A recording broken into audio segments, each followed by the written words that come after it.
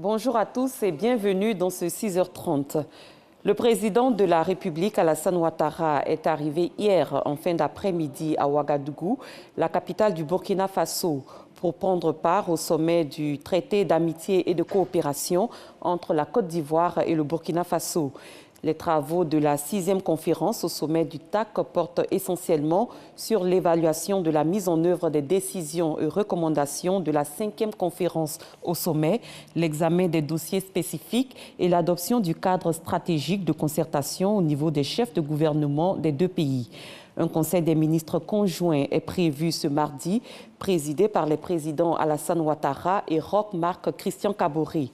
Le président Alassane Ouattara regagnera par la suite Abidjan. Le secteur de la communication fait également partie des domaines de coopération pris en compte par le TAC. Les initiatives entreprises dans ce secteur portent déjà leurs fruits. La Côte d'Ivoire et le Burkina Faso se portent notamment assistance en matière de renforcement de capacités et d'échange de contenu dans le domaine de la presse écrite. On en sait plus avec Mahama Traoré. L'Institut des sciences et techniques de la communication, ISTC Polytechnique d'Abidjan. 25 ans d'existence et une réputation d'école d'excellence reconnue hors des frontières de la Côte d'Ivoire, suffisant pour faire de l'ISTC Polytechnique un outil de coopération entre la Côte d'Ivoire et le Burkina Faso dans le cadre du traité d'amitié et de coopération TAC.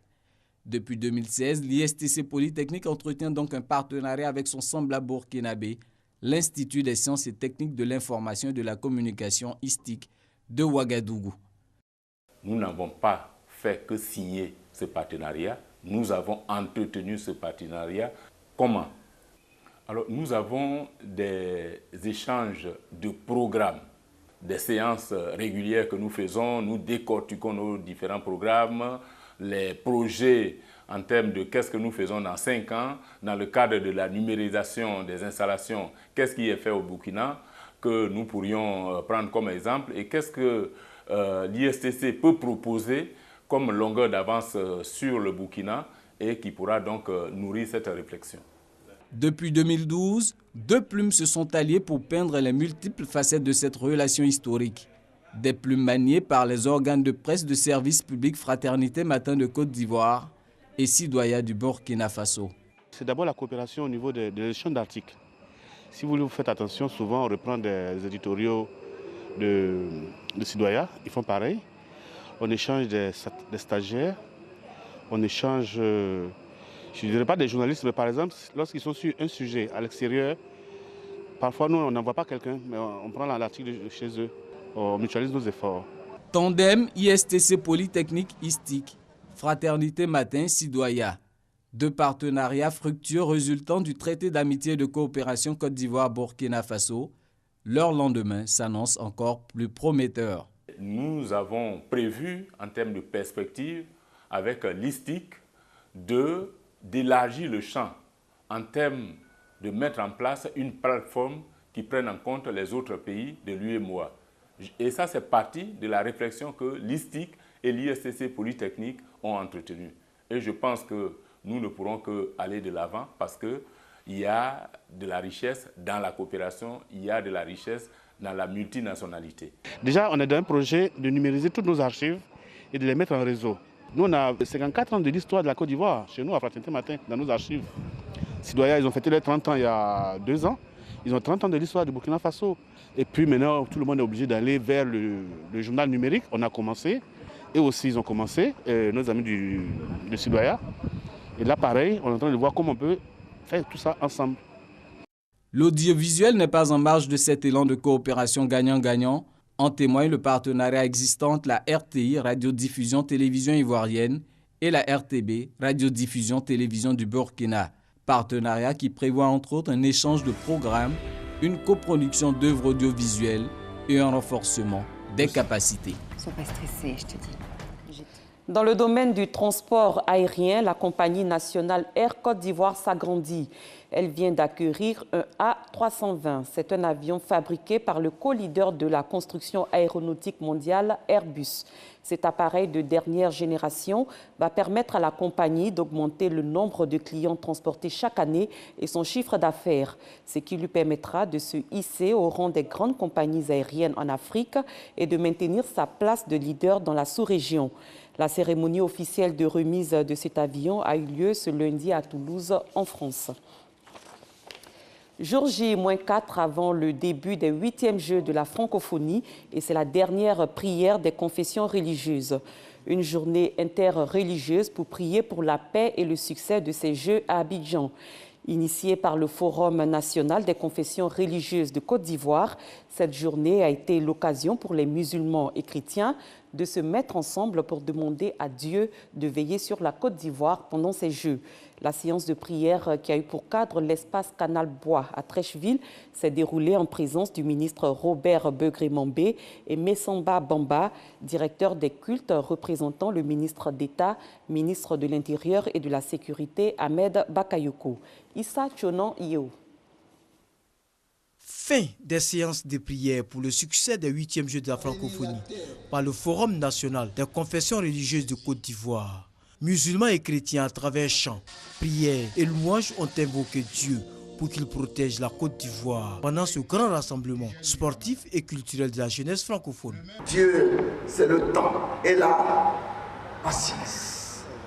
Que Dieu fasse réussir le 8e jeu de la francophonie. Pour que vive la Côte d'Ivoire.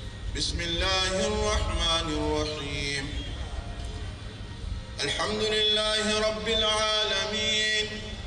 Ar-Rahmanir-Rahim. Je vous salue Marie, pleine de grâce.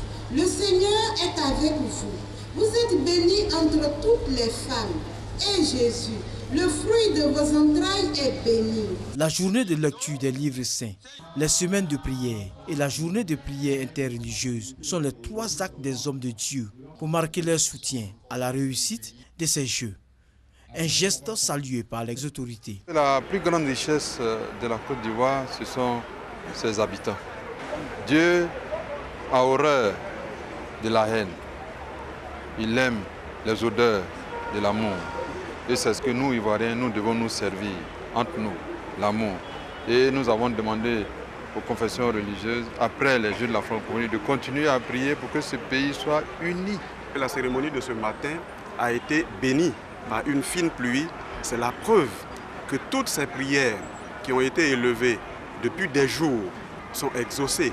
Les membres du Forum des confessions religieuses de Côte d'Ivoire promettent de continuer les bénédictions afin que ces Jeux se passent dans la paix et la concorde totale. C'était donc la dernière prière des confessions religieuses, 3 jours avant le démarrage des 8e Jeux de la francophonie. En sport, la Ligue professionnelle de football a récompensé les meilleurs acteurs qui ont animé le championnat de Ligue 1 et Ligue 2 de la saison 2016-2017. C'était au cours d'une cérémonie dénommée lauréat LPF, tenue samedi dernier à la maison de l'entreprise au Plateau. Les récipiendaires ont été distingués par catégorie. Sans surprise, Aristide Bansé a été élu meilleur joueur de la saison Ligue 1, tandis que les 2 clubs promis USC, Bassam et Boaké FC de la Ligue 2 ont été récompensés. Arsène Kouassi, Katitouri. Pressenti depuis la fin du championnat, c'est désormais officiel. Aristide Bansé sacré meilleur joueur de la Ligue 1. Auteur d'une grande saison ponctuée par 13 réalisations avec l'ASEC Mimosa, l'international burkinabé absent à la cérémonie succède à Simon Kango du Sporting Club de Gagnoa, raflant ainsi 3 prix spécifiques. Celui du meilleur buteur, celui du prix spécial et du meilleur joueur. Aristide a été un joueur qui a beaucoup apporté à son équipe l'ASEC Mimosa cette saison. On espère que beaucoup de jeunes prendront l'exemple sur le comportement d'Aristide Bansé, qui est vraiment pour nous un modèle. C'est très important que ce trophée-là lui soit décerné, parce que le courage qu'il a eu de revenir d'Europe et jouer dans un championnat qui n'est pas facile, et il vient, il prouve, il marque le plus de buts, et je pense que il mérite amplement. Le meilleur gardien se nomme Hervé Kofi, absent également pour des raisons professionnelles liées à la préparation du championnat français avec son club de Lille. Il devance Sangaré Badra Ali de l'AS Tanda et El Hadj Dante du WAC. Révélation de la saison, le prix du meilleur espoir décerné à Parfait Giagon de l'Africa Sport d'Abidjan. Chez les entraîneurs, Luis Abikwasi du WAC s'offre la palme aux dépens de Traoré Siaka Dijiji de l'ASEC Mimosa et de Firmin Kofi de l'AS Tanda. Au titre du meilleur arbitre de la Ligue 1, Parfait Brou enlève le prix. Bel esprit salué par les partenaires de la fédération, dont l'association des footballeurs ivoiriens, représentée par Kolo Touré et Aruna Dendan. La Ligue 2 également a connu ses lauréats, en majorité issus de l'USC Bassam et de Bouaké FC, les deux promus en Ligue 1. Innovation cette saison, la distinction des ferventes supportrices de l'Africa Sport d'Abidjan et de l'ASEC Mimosa, rebaptisée Maman Ligue.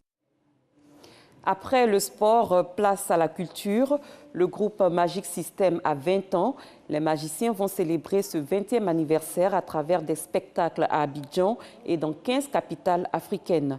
Cette célébration commence les 5 et 6 août au Sofitel Hôtel Ivoire à Cocody et le 7 août au Palais de la Culture de Trècheville. En 20 ans, le groupe a à son actif le FEMUA, Festival des musiques urbaines d'Anoumambo, et a posé aussi des actions de portée sociale. Nous revenons avec Issa Tchonoyou.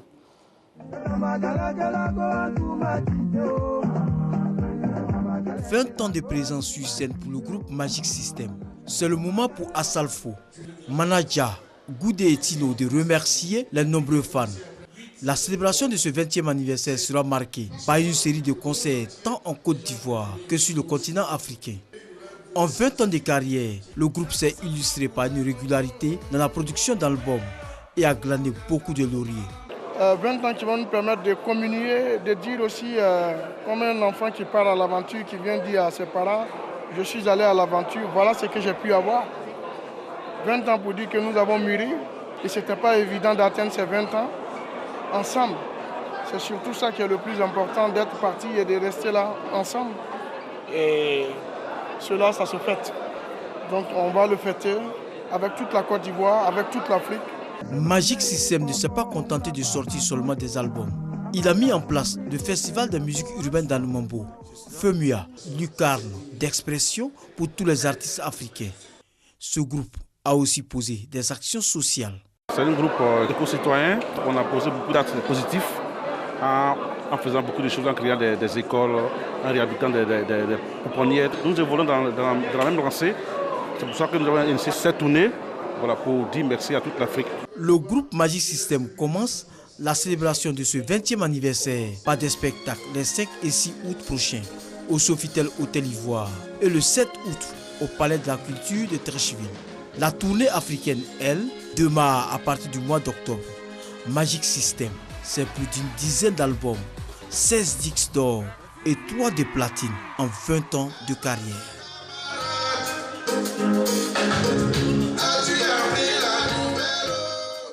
Dans l'actualité à l'étranger, au Venezuela, l'opposition lance l'heure zéro au lendemain du référendum qu'elle a organisé dans le pays pour se prononcer sur la constituante convoquée par Nicolás Maduro. Les derniers bulletins ont d'ailleurs été dépouillés et au total, plus de 7,5 millions de Vénézuéliens ont participé à la consultation et à plus de 98%, ils ont voté contre la constituante. Un résultat que rejette le pouvoir, mais l'opposition a déjà la tête à la grève nationale qu'elle prépare pour ce jeudi. Des affrontements ont encore eu lieu lundi soir aux abords de l'esplanade des mosquées à Jérusalem.